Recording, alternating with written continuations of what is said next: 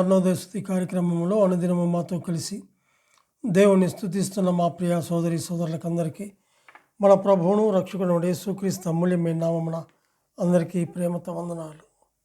ఉదయకాలం మన ధ్యానాంశము జ్ఞానము కలవాడు. పరిశుద్ధ గ్రంథమైన బైబిల్లో నుంచి సామెతల గ్రంథము 14వ అధ్యాయము 16వ వచనం చదువుకుందాం. జ్ఞానం గలవాడు భయపడి కీడు నుండి తొలగును, బుద్ధిహీనుడు విర్రవీగి నిర్భయముగా తిరుగును అని చెప్పి చూస్తుంటున్నాం. ప్రతి ఉదయకాల వేళలో అనుదిన అరుణోదయ కార్యక్రమంలో ఇలాగ ఆయన సన్నిధిలో చేరి ఆయన స్తుతించి గణపరిచే భాగ్యాన్ని దేవుడు మనకు అనుగ్రహించాడు. అందును బట్టి మనం స్తుతించాలి. దినమును సమయమును చూడక ఎంతోమంది లోకాన్ని విడిచిపెట్టి వెళ్ళిపోయారు. కానీ నీ ఎడల నా ఎడల చూపినటువంటి ఆ ప్రేమ ఎంత గొప్పదో అందును బట్టి మనము స్తుతించవలసిన వారంగా మనం ఉంటున్నాం. ఇక్కడ గమనించినట్లయితే సొలొమోను ఇచ్చినటువంటి జ్ఞానం ఎంతో గొప్పదిగా చూస్తుంటున్నాం. జ్ఞానమయ్యున్న క్రీస్తే జ్ఞానం. ఆయన మనకు జ్ఞానం దయచేయకపోతే ఈ లోక జ్ఞానం పనికిరాదు. ఈ లోక జ్ఞానం అది వెర్రి జ్ఞానం. ఆయన ఇచ్చే జ్ఞానము ఎంతో ఉన్నతమైనది, ఎంతో బలమైనది, ఎంతో జ్ఞానయుక్తంగా నడిచే ఆ జ్ఞానము మనకు అనుగ్రహించాడు దేవుడు. ఇక్కడ గమనిస్తే జ్ఞానము గలవాడు మరి తొలగిపోతాడు. అంటే జ్ఞానము గలవాడు తొలగిపోతాడు ఎక్కడి నుంచి? కీడు వస్తుందన్న దాని నుంచి. అదే బుద్ధిహీనుడు నిర్భయంగా తిరుగుతూ ఉంటాడు. ఇక్కడ మనం చదువుకున్నటువంటి ఈ లేఖన భాగంలో మనం చూస్తే జ్ఞానము గలవారు భయపడి కీడు నుండి తొలగిపోతారు. ఆదికాండము ఒక మాట చూద్దాము. ఆదికాండము 39వ అధ్యాయం. ఆదికాండము 39వ అధ్యాయం 10 నుంచి 12 వచనాలు చదువుకుందాం. ఆదికాండము 39వ అధ్యాయము 10 నుంచి 12 వచనాలు. దినదినము ఆమె యోసేపుతో మాట్లాడుచుండెను కానీ అతడు ఆమెతో సేనించుటకైనను ఆమెతో నుండుటకైనను ఆమె మాట విన్నవాడు కాడు. అట్లుండగా ఒకనాడు అతడు తన పని మీద ఇంటి లోపలికి వెళ్ళినప్పుడు ఇంటి మనుషులలో ఎవరినూ అక్కడ లేరు. అప్పుడు ఆమె అతని వస్త్రము పట్టుకొని తనతో క్షీణింపమని చెప్పగా అతడు తన వస్త్రమును ఆమె చేతిలో విడిచిపెట్టి తప్పించుకొని బయటికి పారిపోయెను అని చెప్పి చూస్తున్నాం. ఇక్కడ మనం ఇక్కడ చదివిన లేఖన భాగంలో మరి యోసేపు గురించి మనము చూస్తుంటున్నాం. పోతీఫరు భార్య యోసేపును మరి శోధించినప్పుడు అతడు అక్కడ నుండి పారిపోయాడు అని చెప్పి చూస్తుంటున్నాం. యోసేపు మరి ఎంతో నమ్మకమైన వాడు. యోసేపు మీద అతనికి కటాక్షము కలిగిన వాడు. అంటే యోసేపు ఎంతో నమ్మకమైన వాడు. యోసేపు ఎంతో బలము కలిగిన వాడు. యోసేపు మరి దీవించబడిన వాడుగా, రూపవంతుడుగా, సుందరుడుగా ఉన్నట్లుగా మనం చూస్తాం.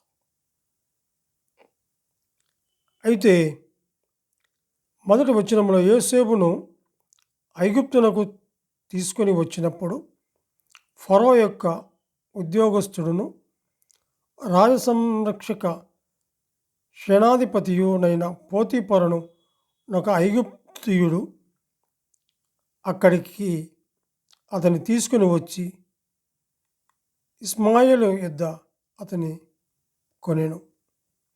యెహోవా యోసేపునకు తోడై ఉండెను అని చెప్పి చూస్తుంటాం. ఈ కథ అంతా, ఈ చరిత్ర అంతా మనకు తెలుసు. కానీ ఇక్కడ గమనించినట్లయితే మనము చదువుకున్నటువంటి ఈ లేఖన భాగంలో జ్ఞానయుక్తముగా, జ్ఞానము కలిగి ఆమె మరి మాట్లాడుచుండెను. కానీ అతడు ఆమెతో సేనించుటకైనను, ఆమెతో నుండుటకైనను ఆమె మాట విన్నవాడు కాడు అని చెప్పి చూస్తున్నాడు. ఎంత పవిత్రత కలిగిన వాడు, ఎంత సుందరుడుగా ఉంటున్నాడు, ఎంత రూపవంతుడుగా ఉన్నాడు, ఎంత నమ్మకమైన వాడుగా ఉంటున్నాడో. కుటుంబంలో ఆ యజమాని చెప్పినటువంటి అన్నిటి మీద నమ్మకముగా ఉన్నాడు. జ్ఞానము కలిగిన యోసేపు. ఇక్కడ గమనించినట్లయితే పోతీఫర్ భార్య యోసేపును మరి శోధించినప్పుడు అతడు అక్కడ నుండి పారిపోయిన వాడుగా మనం చూస్తాం. ఎందుకంటే అతడు వివేక జ్ఞానము కలిగిన వాడు. 41వ అధ్యాయము 39వ వచనం మనం చదువుకుందాం. 41వ అధ్యాయము 39వ వచనం చదువుదాం.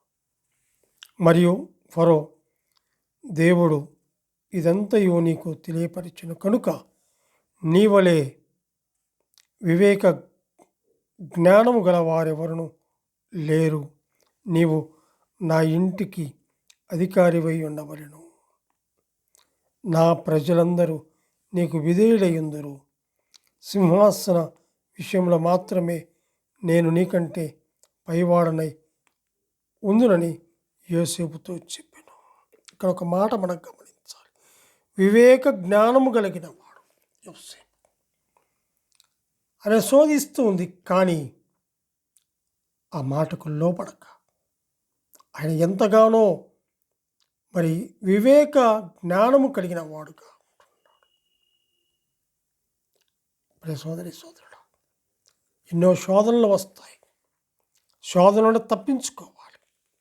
యోసేపు అదే పని చేశాడు. వస్త్రమును విడిచిపెట్టి పారిపోయిన వాడుగా ఉంటున్నాడు. సామెతల గ్రంథం 8వ అధ్యాయం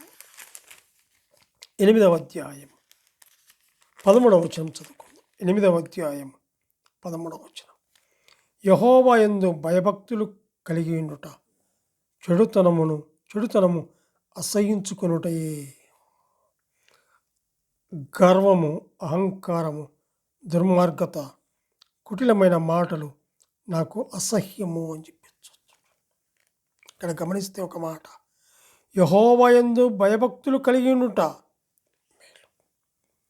యోసేపు భయభక్తులు కలిగిన వాడు, రూపవంతుడు, సుందరుడుగా ఉంటున్నాడు, నమ్మకమైన వాడుగా ఉంటున్నాడు, పనివాడుగా ఉంటున్నాడు, యజమాని చెప్పినటువంటి అన్ని పని చేసేవాడుగా ఉంటున్నాడు. కానీ శోధనకు లొంగిన వాడుగా లేడు. జ్ఞానము కలిగిన, వివేక జ్ఞానము కలిగినటువంటి వాడుగా ఉంటున్నాడు. ప్రియ సోదరుడా, జ్ఞానయుక్తముగా, జ్ఞానము కలిగిన వారముగా ఉండాలి. అక్కడ అంటాడు, బుద్ధిహీనుడు కీడు నుండి తొలగాక విర్రవీగుచు నిర్భయముగా తిరుగుతూ ఉంటాడు. జ్ఞానము కలిగిన వారుగా ఉండాలి. జ్ఞానము లేనివాడు ఎలా ఉంటాడో ఆడ చెప్తుంటాడు. బుద్ధిహీనుడు విర్రవీకి నిర్భయముగా తిరుగును అని చెప్పి చూస్తున్నాడు. వాడు అప్పుడే వాడి ప్రవర్తన తెలిసిపోతుంది. ప్రేమైన వాళ్ళారా, గమనించండి. ఆదికాండము 20వ అధ్యాయము 11వ వచనంలో కూడా మనం చూసినట్లయితే 20వ అధ్యాయము 11వ వచనంలో, అబ్రహాము, ఈ స్థలమందు దేవుని భయము ఏమాత్రము లేదు కనుక నా భార్య నిమిత్తం నన్ను చంపుదరనుకొని చేస్తుని అని చెప్పేసి భయపడి, యోసేపు కూడా భయపడి, నమ్మకమైన వాడు, నమ్మకముగా పని అప్పగించాడు యజమానుడు. భయపడి నమ్మకంగా ఉన్నటువంటి వ్యక్తి, మరి అతను అవి ఎంత శోధించినా కూడా దాని నుండి తప్పించుకొని పోయినవాడుగా మనం చూస్తున్నాం, పారిపోయినవాడుగా చూస్తున్నాం. అవును, ఈనాడు మనము కూడా అటువంటి ప్రదేశాల్లో ఉన్నప్పుడు మరి ఎంతో శోధకుడు శోధిస్తుంటాడు, అపవాది. కాబట్టి దేవుని భయము కలిగిన వారు అటువంటి స్థలం నుంచి, అటువంటి ప్రదేశం నుంచి తప్పించబడాలి. జ్ఞానయుక్తముగా వివేక జ్ఞానము కలిగి, ప్రభువా నాకు జ్ఞానము దయచి అన్నప్పుడు జ్ఞానము దయచేసేవాడుగా ఉన్నాడు. సొలొమోనుకు జ్ఞానము దయచేసినవాడు, నీకు నాకు జ్ఞానము దయచేసేవాడుగా. కాబట్టి బుద్ధి కలిగిన కనికలను కూడా మనం చూస్తాం. వాళ్ళు కూడా ప్రభు వస్తున్నాడని, ఆ పెళ్లి కుమారుడు వస్తుండని తెలుసుకొని వారు తమ దివిటీలు వెలిగించుకున్నవారుగా ఉన్నారు. ఆ దీపాలు ఎప్పుడు వెలుగుతూ ఉంటున్నాయి. ఎందుకంటే నమ్మకంగా ఉండాలి.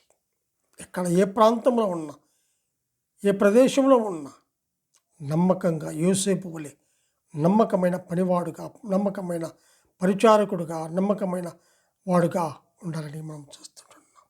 జ్ఞానం కలిగిన వాడు దేని నుంచి తొలగిపోతాడు? చెడు నుండి తొలగిపోతాడు.